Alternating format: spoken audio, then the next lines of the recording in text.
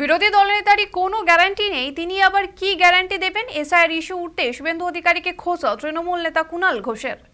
বিরোধী দলনেতা শুভেন্দু বাবুর তো কোনো গ্যারান্টি হতে পারে না, কারণ উনি 20 সালের নভেম্বর মাস পর্যন্ত একটা দলের গ্যারান্টির কথা বলতেন, এখন আর একটা দলের গ্যারান্টির কথা বলছেন। আগামী বছর কোন দলের গ্যারান্টির কথা বলবেন তারই তো কোনো গ্যারান্টি নেই।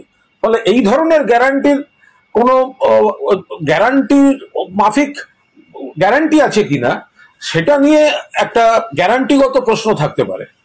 আর 2 নম্বর হচ্ছে যে আমাদের পরিষ্কার বক্তব্য, যারা ভারতীয় বাংলা ভাষায় কথা বলেন বাঙালি, তাদের কোনো হ্যারাসমেন্ট চলবে না, একদম পরিষ্কার বাংলা ভাষা। তো এবার সেই জায়গায় বিজেপি শাসিত রাজ্যগুলোতে তাদের হ্যারাস করা হচ্ছে, সেই কারণেই এই প্রতিবাদ। তো ফলে মূল সমস্যাটাকে এড়িয়ে বিভ্রান্তি ছড়াচ্ছেন এই বিজেপি নেতারা। এই যে সীমান্তটা তো বিএসএফ এর দায়িত্ব। শুধু বাংলা সীমান্ত নিয়ে কথা বলছেন কেন শুভেন্দু বাবু? ত্রিপুরা সীমান্ত নিয়ে কথা বলুন। আপনাদের সরকার আগরতলা স্টেশনে রোহিঙ্গা সহ অনুপ্রবেশকারী ধরা পড়েছে, যারা ট্রেনে উঠে একটা গ্রুপ দিল্লি যাচ্ছিল, একটা গ্রুপ শিয়ালদা আসছিল।